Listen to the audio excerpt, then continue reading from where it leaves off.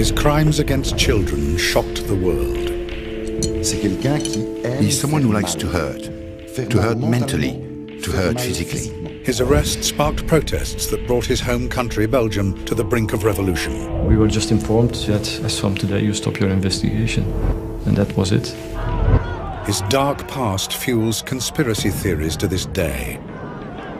There was a sense of total disbelief, a sense of revolt. This is the shocking story of the monster of Belgium. Who was he? How was he able to kidnap, rape and murder young children right under the noses of the police in this modern European country? Was he protected? Or did he benefit from a catalogue of police mistakes? I don't believe that there is one person in this country who knows the full story.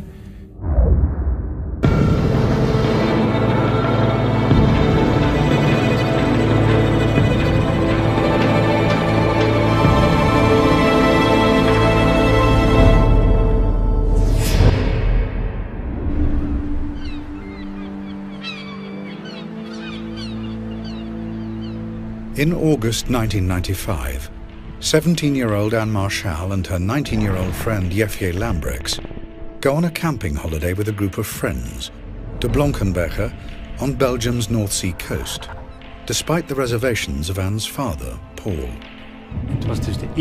This was her first time on holiday without any parents. We talked about this with her and she said, "Dad, I'm turning 18. And then my wife too said, "Well, we'll have to let her go sometime." During their holiday, Anne and Jefje attend a hypnotist show. Whilst on stage, they're filmed by a member of the audience. Later that night, Anne's father receives a disturbing call.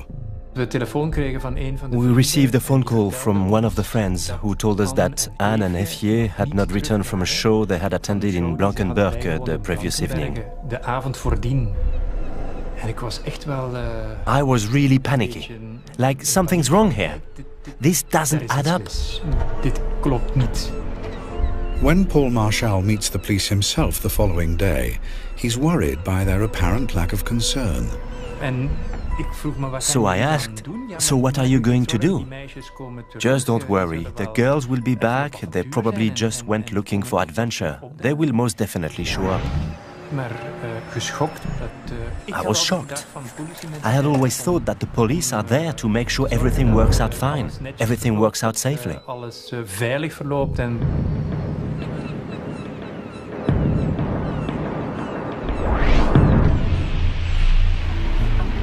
Paul Marchal returns home and begins his own campaign to find his daughter.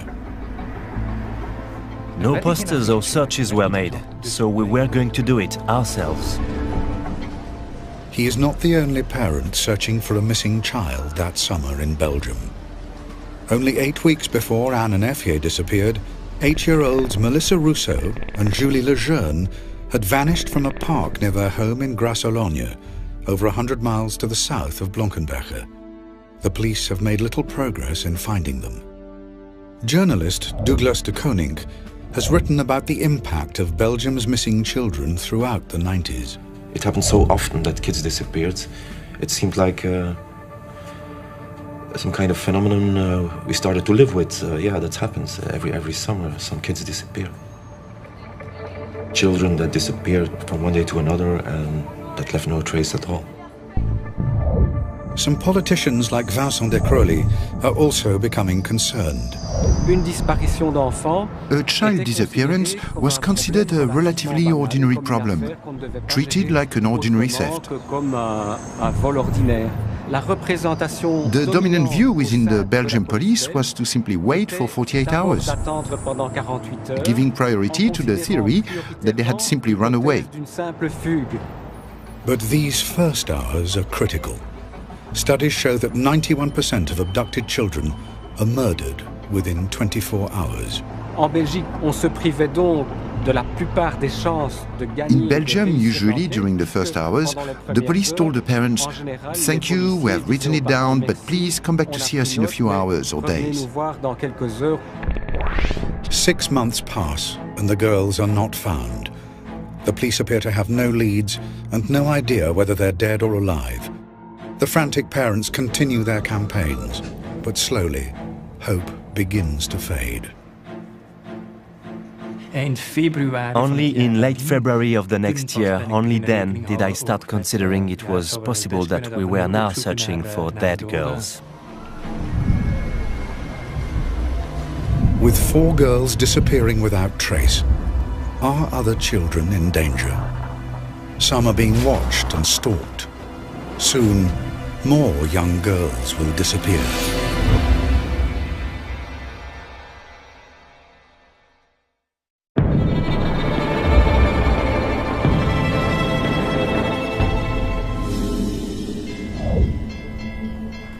On a summer's day in 1996, 12-year-old Sabine Dardenne begins her ride to school as usual.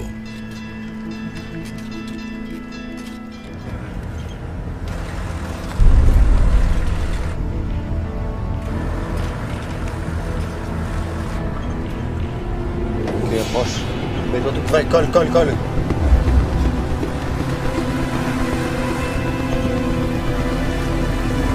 Ok, j'y vais.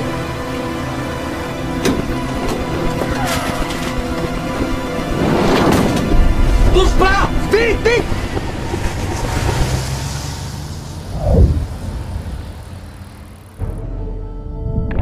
When Sabine goes missing, it becomes Belgium's latest high-profile case that year of a young girl disappearing.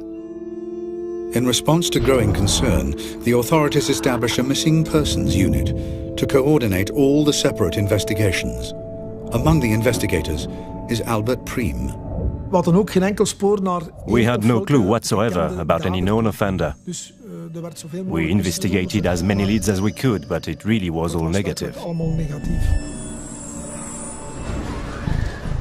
We couldn't have believed that one and the same person could be guilty of all these disappearances. That was completely unthinkable, at least at the time. 10 weeks pass, and Sabine's disappearance fades out of the headlines. Then, with investigators still struggling to establish any firm leads, another young girl is targeted. 14-year-old Laetitia Delay is walking home from her local swimming pool in Bertry, southern Belgium. She is snatched off the street in broad daylight.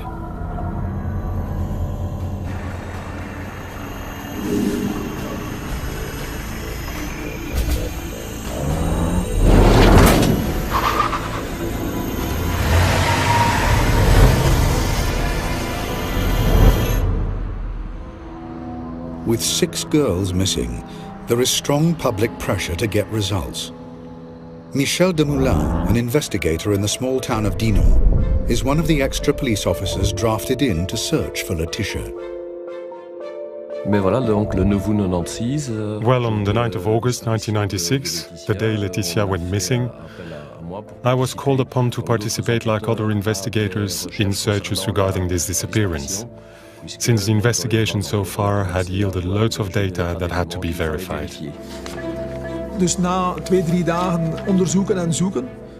After 2 or 3 days of searching, we still hadn't found Laetitia, but we did have a few statements that seemed interesting to us. One statement came from a local resident who has noticed a suspicious vehicle in the village. We were able to work out some parts of the registration number of the van, a white van, also a good description of the van.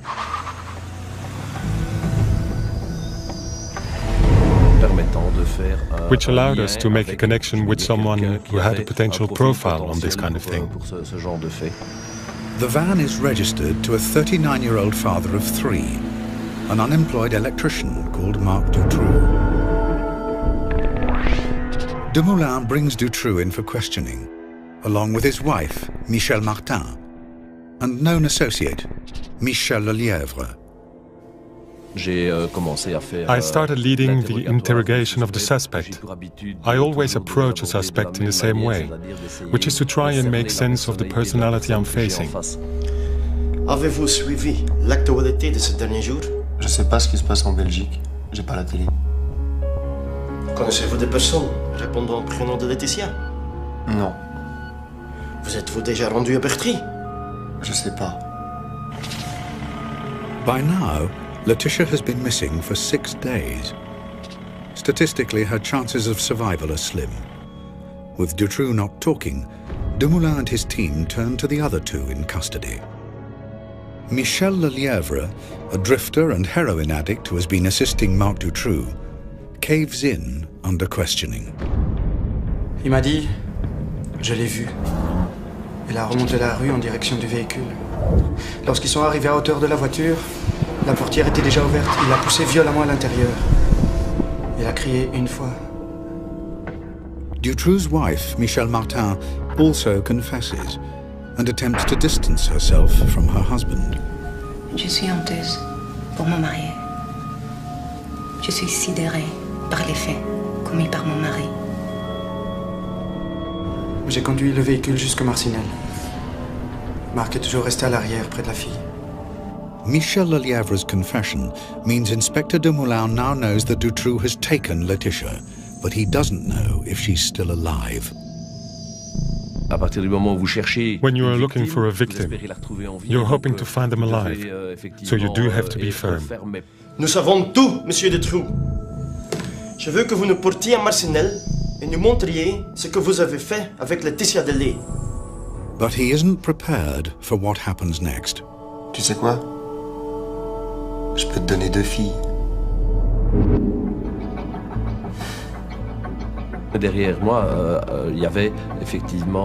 Behind me, there was a poster about Sabine's disappearance. So when he told me the other one's with her, I just cast a brief glance behind me and I said, "Who, Sabine?" And he said yes. I'm telling you, when I hear this, it still gives me the shudders again.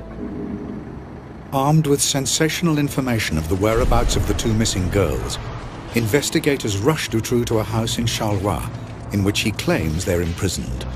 Dumoulin's only hope is that the girls are still alive. I was quite sure he had told me the truth, but at the same time I thought it was almost impossible they could be there.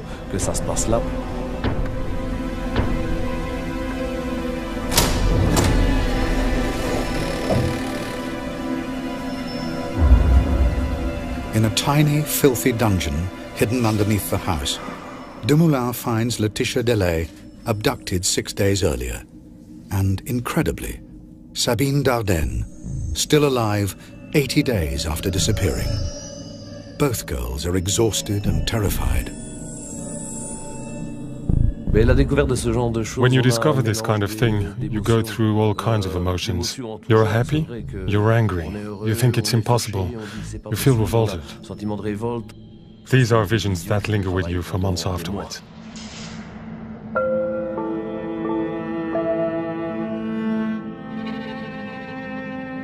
Under the full glare of the world's media, the two girls see daylight for the first time since their abduction. I recognized Laetitia at once, but Sabine, at first I couldn't really believe it, and I wasn't the only one.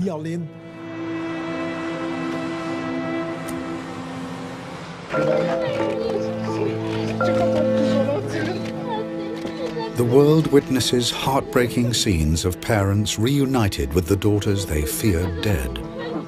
The kid couldn't stop crying. Dutroux had deceived her into believing that her family didn't care about her anymore, that she had been completely forgotten by her family, that she didn't exist anymore in their eyes. The way these kids looked, it really gave you the chills, even as a policeman. Finding the girls gives Belgium and some desperate parents hope. I was happy for Sabine and for Laetitia and for their parents, their families, for their friends. And at the same time I thought, you see, we still have hope too. But after further questioning, Dutroux leads the police to other missing girls over the following 2 days. The proceeds of crime and benefit fraud allowed Dutroux to acquire 7 houses, which offered makeshift dump sites for the young girls he abducted. Julie Lejeune and Melissa Rousseau, 2 8-year-old girls who disappeared together in June 1995, are found buried in the back garden of one of his houses. They starved to death when he had been in prison for car theft. When the bodies of Julie and Melissa were discovered, A terrible collective emotional shock went through the country. Dutroux had left his wife, Michel Martin, to feed Julie and Melissa, but she claimed she was too afraid to go into the dungeon where they were held. Child psychologist Jean-Yves Ayer spoke out about the case. He felt that Dutroux's wife's personality may have played a part in her husband's horrific crimes. I think Michel Martin was a passive and masochistic woman, and I think she was very afraid of him. To me, she's responsible as well, for not having talked, for not having turned him in. Well, she could even have done it anonymously if she was so afraid, but she didn't. 17 days after his first confession, Dutroux leads police to a property in the town of Jumet, where investigators discover the bodies of Anne Marchal and Effier Lambrex, who had disappeared while on holiday more than a year earlier. The girls had been drugged and buried alive. For Paul Marchal, the search for his daughter is over. It was, of course, very painful. It's hard to accept at that moment.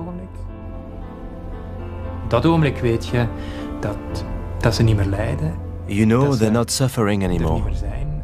They're not there anymore. And you have to learn to live with it.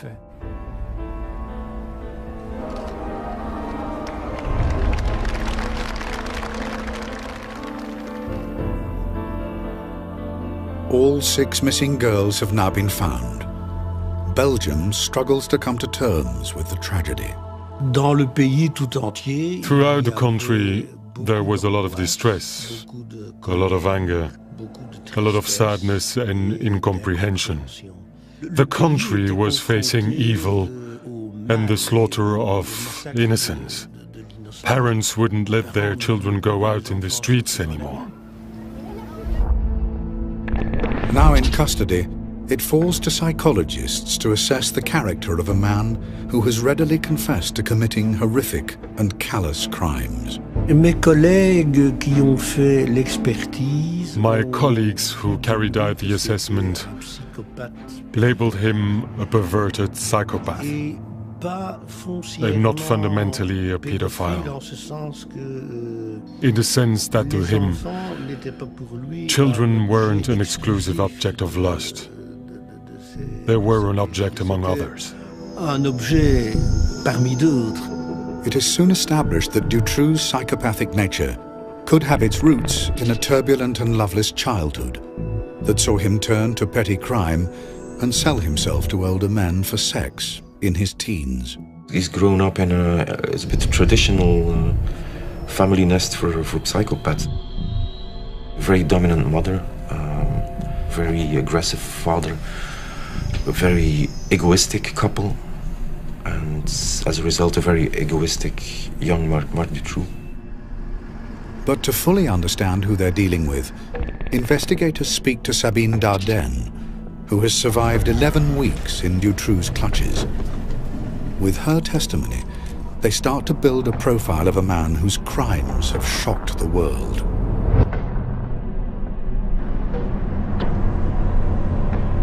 After being snatched on her way to school, Sabine was driven to a house in Marcinelle, a suburb of Charleroi, a city in Belgium's decaying industrial heartland.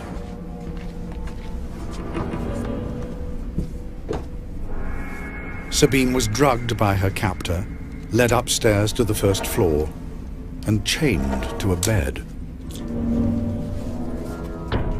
She was given an elaborate story by Dutroux, explaining why she had been kidnapped. He explained to her that she had been kidnapped in exchange for a ransom, but that her parents had refused to pay the ransom, and so the people who had ordered the kidnapping had given him the order to execute her. And since he himself was very nice, he had decided to protect her. On dirait qu'ils t'ont abandonné. Tu peux t'estimer heureuse d'être avec moi. Tu peux même dire que je t'ai sauvée. In exchange for this protection, she should grant him some favors, and everyone understands what that meant. Trapped and alone, Sabine Dardenne was repeatedly raped by her captor, or in his words, her savior. He's someone who likes to hurt. He's someone who likes to practice mental manipulation in all regards. To hurt mentally, to hurt physically.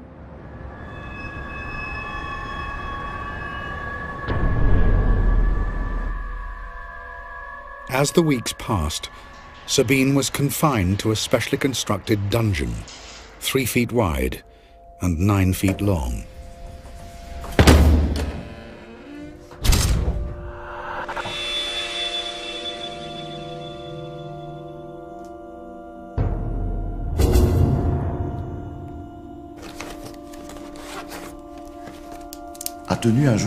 She kept a diary day by day, in which she drew a cross when Dutroux had come and abused her. One cross meant it hurt. 2 crosses meant it hurt badly.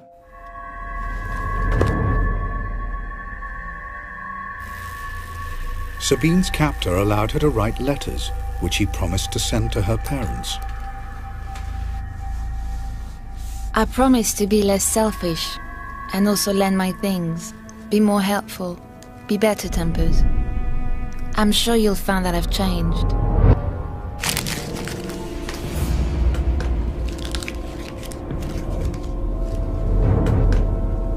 But the letters were never sent. I think the majority of children would have interpreted the lack of rescue as a sign their parents no longer cared about them, because there is a naivety about children. Please think long and hard about what I've said. I can't carry on like this for much longer. But Sabine's testimony also raises big questions. How has Marc Dutroux been able to operate so freely and for so long? Could the police have stopped him sooner? Could lives have been saved?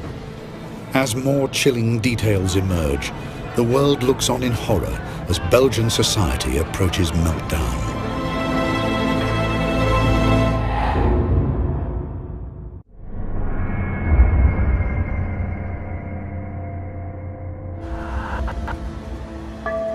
In August 1996, 12-year-old Sabine Dardenne and 14-year-old Laetitia Delay were rescued from a cellar beneath a dilapidated house in southern Belgium. Laetitia had been imprisoned for 6 days, Sabine for 79. But while they have survived, 4 other girls have perished at the hands of their captor, Marc Dutroux.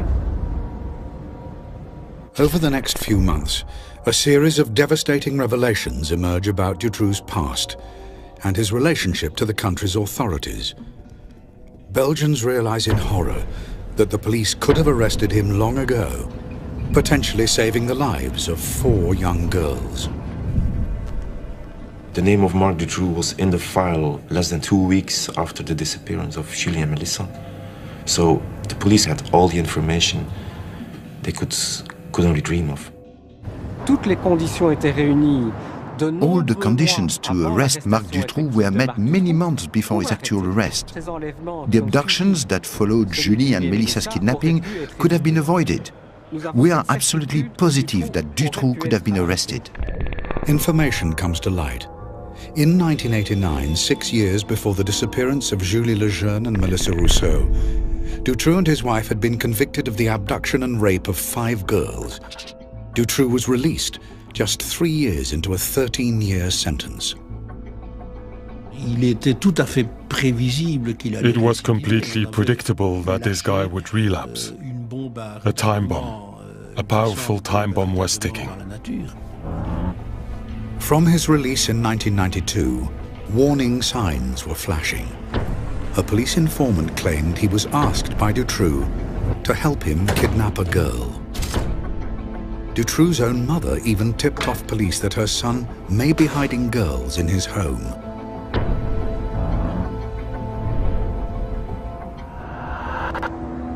Eventually, in August 1995, the police put him under surveillance, an operation codenamed Othello. A camera was hidden in a railway wagon in front of his house in Marcinelle. This camera was in front of the house the night that Anne and Efje were kidnapped. The problem was that Dutroux chose to do this kidnapping at night, and the police turned off the camera at 6 o'clock in the evening. Afterwards, they tell us that for operational reasons, this camera has only been turning from 8 o'clock in the morning till 6 o'clock in the evening or something. This is very intelligent if you want to catch someone, a pedophile, kidnapping girls. The officer in charge of Operation Othello, René Michaud, visited the house in December 1995. Dutroux had recently been questioned about stolen cars, and investigators used this as an opportune moment to search his house.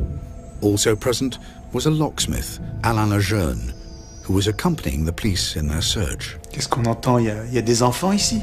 Suddenly, children's voices are heard. You heard these voices and this discussion starts. Did you hear that? Non, ce sont des enfants dehors. Ouais, ils jouent dehors. Ah non, ce bruit vient de l'intérieur. Écoutez, c'est clair. Silence. Non, et puis c'est qui le policier ici? Allez, on y va. The locksmith said, I heard voices and it was absolutely clear that they came from there, from 2 meters from where we were standing. The voices are Melissa Rousseau and Julie Lejeune. 3 months later, they were dead. Do not forget that this Julie and Melissa disappearance was the top story in Belgium. That was the top priority of police. At least that's what they told us. Michaud found video cassettes during his search. They didn't watch the tapes. The explanation afterwards that they didn't have a video player. On one of these tapes, we can see Marc Dutroux constructing his cage. The explanation of where it was and how it was constructed was on tape. They just had to watch it, but they had no video player. There again, that's official version. Sorry, I don't buy it. René Michaud always claimed that the door to the dungeon was so well hidden, it was impossible for him to realize its true significance. A claim backed by other investigators who have been in the house. The space in which the children were confined, it was hard to see, because shelves had been placed in front of the door. There were plenty of boxes, rubbish, everything was stacked. So no one could ever suspect that behind that wall, a cell had been built to hide children in. I cannot conceive of any investigator who wouldn't go all out while looking for a missing girl. Michaud, who died in January 2009, stated that his failure to find the girls haunted him. Others are skeptical. To accept the word incompetence, sorry, there's a limit to what you can consider as being incompetence. Toute la Belgique recherche ses enfants. The whole of Belgium was searching for the kids. And the gendarmerie knows Dutroux, with his past as a child abuser. They know he's building suspect hiding places in some of his houses. And yet, for some totally incomprehensible reason, Marc Dutroux wasn't arrested. Belgians begin to ask whether Marc Dutroux is being protected by powerful people within the state.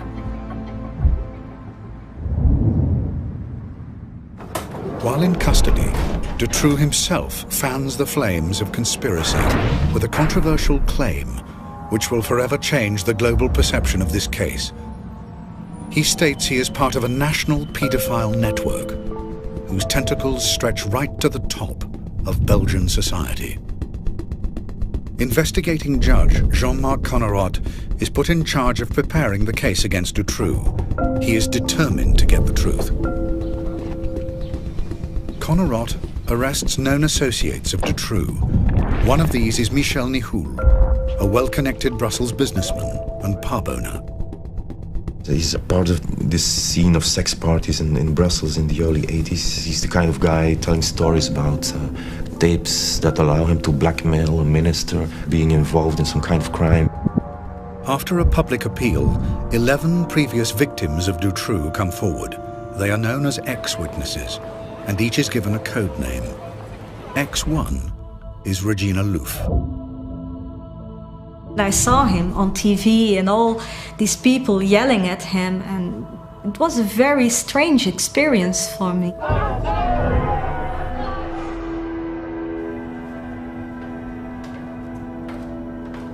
Regina Louf, now a mother of 4, recognizes Marc Dutroux and Michel Nihoul from her childhood.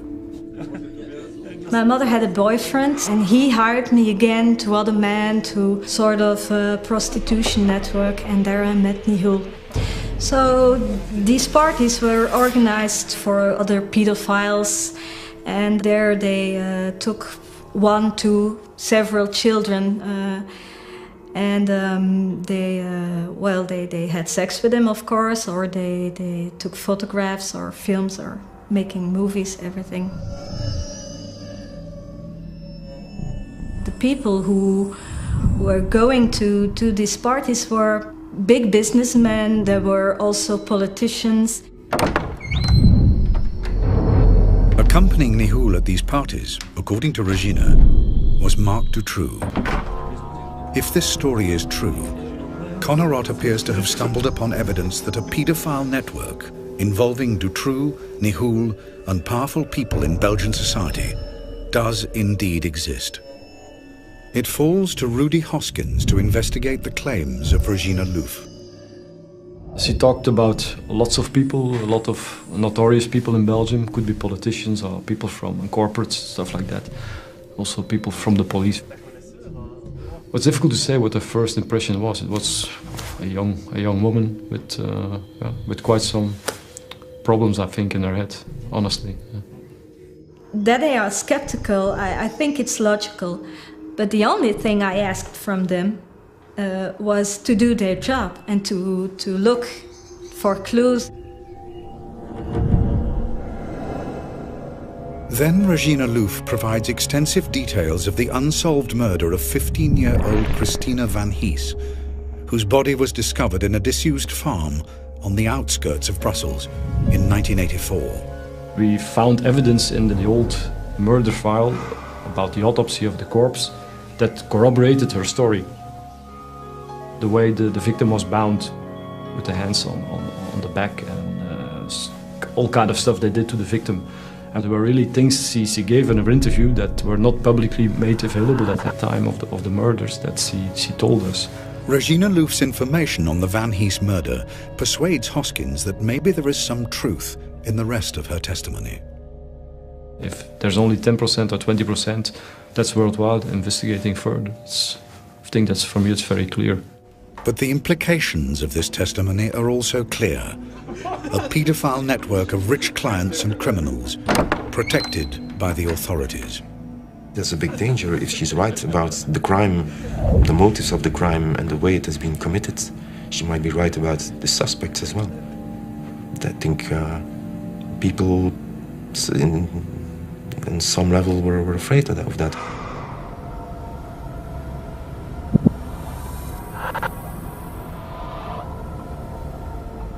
However, Judge Connerot's investigation into Regina Louf's claim of the existence of a powerful paedophile network is suddenly brought to a halt. In October 1996, he is sacked. His attendance at a dinner thrown by the families of Dutroux's victims is deemed a conflict of interest by his superiors in the Ministry of Justice.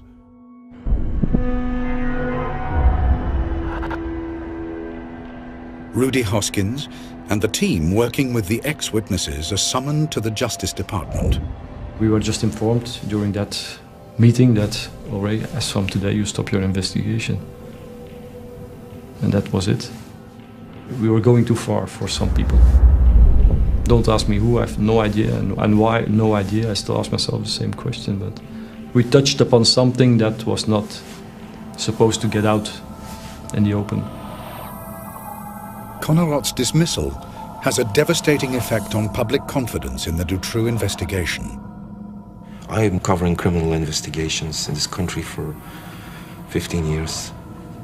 I can't give you hundreds of names of judges having dinner with victims, with lawyers, with suspects. This happens all the time. I always believed in Connerot. This stank and still stinks, in my opinion. Hundreds of thousands of Belgians agree. On the 20th of October 1996, national outrage boils over at a huge march organized by the families of Dutroux's victims.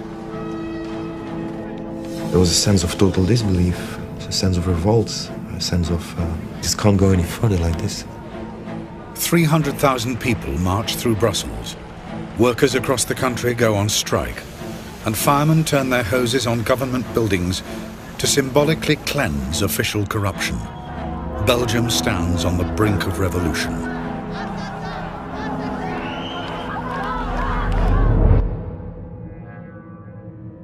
Meanwhile, the man at the center of the storm maintains he is simply a small player in a much bigger criminal conspiracy. And his surviving victims prepare for their day in court. I didn't crack up when I was freed from the monster's grip at the age of 12. But when I turned 20, another severe test of nerve awaited me, face to face with Marc Dutroux.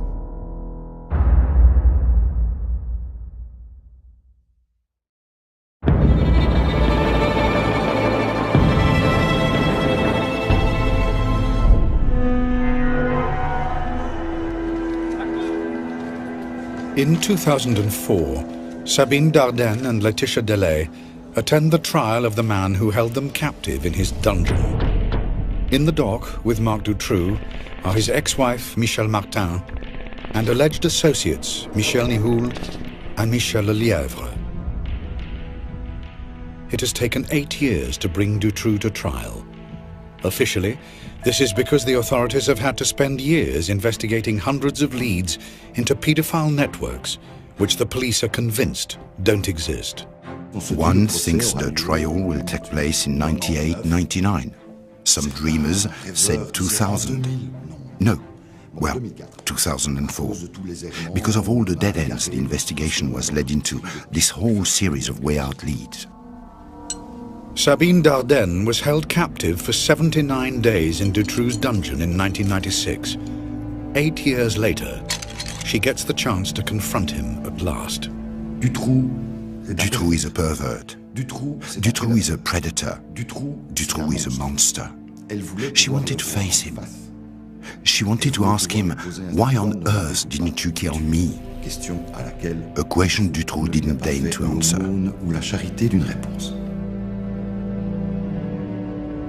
But that isn't the only unanswered question to emerge from the trial. Belgians are split over whether Dutroux is a lone predator or part of a paedophile ring run by his co-defendant, Michel Nihoul. I do think it wasn't just Dutroux who killed my child. I think that the police and the judiciary share in the guilt. But many voices who could potentially shed light on this story are not in court, fueling suspicions of a cover-up. There are a lot of people who died in the entourage of Dutroux very quick after he was arrested. José Stepper is a police informer who claims he has explosive information on Dutroux. He dies 2 days before he is to meet his contact. His family believe he was poisoned. Jean-Paul Tamino is a figure in the Charleroi underground who disappears just as he is supposed to talk to the police. Parts of his body are fished out of the canal on the day of Dutroux's arrest. François Rayskins told a friend he'd seen Melissa Rousseau alive in Holland. Before he could tell the police, he was killed on a railway line. In all, 20 people connected with the case had died in suspicious circumstances. Also not appearing is Regina Louf, whose police interviews in 1996 appear to support the existence of a paedophile ring involving rich clients and run by Michel Nihoul. But the police investigation into Regina's claims was halted in 1997. We still ask ourselves the same question, why? We were just doing our work, we were objective. Why the hell did they stop us? She was interviewed by a second team of investigators, and her testimony dismissed. They said it right in my face that they didn't believe it anymore and that I was sick in the head and that I just only wanted attention. By 2004, Regina Louf's character and testimony are bitterly disputed.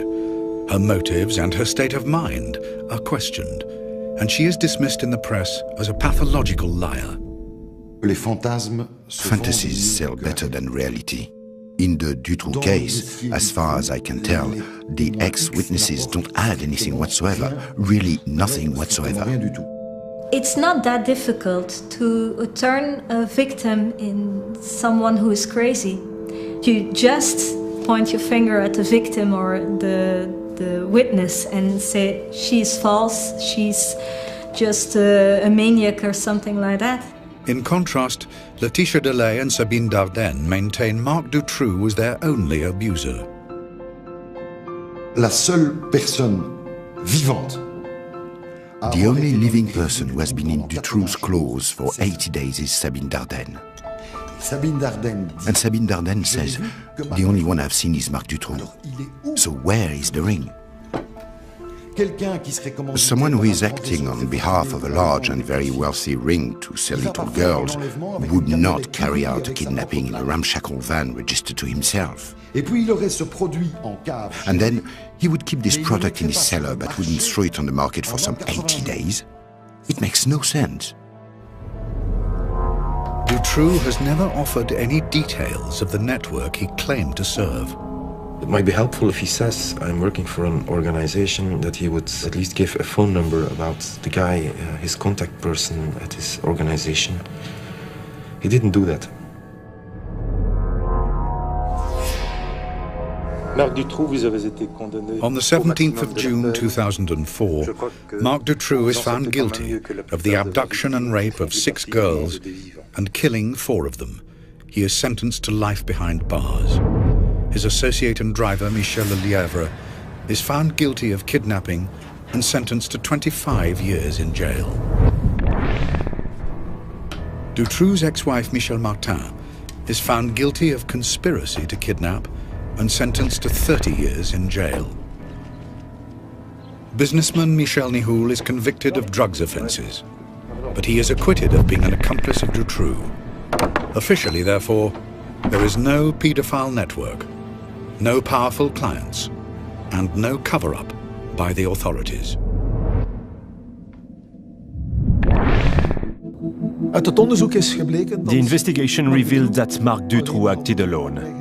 We haven't found a single element, neither in the investigation nor afterwards, indicating the existence of a ring, past or present, in our country.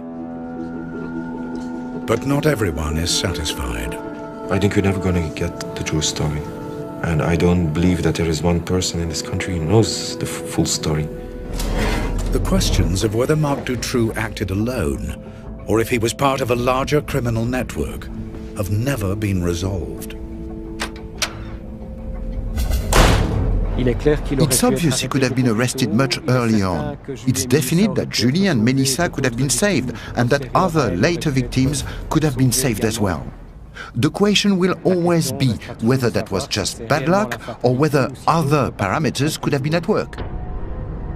A Belgian parliamentary report accused the police of ineptitude and inefficiencies, but even such damning findings provide little clarity in a case that almost brought a country to its knees.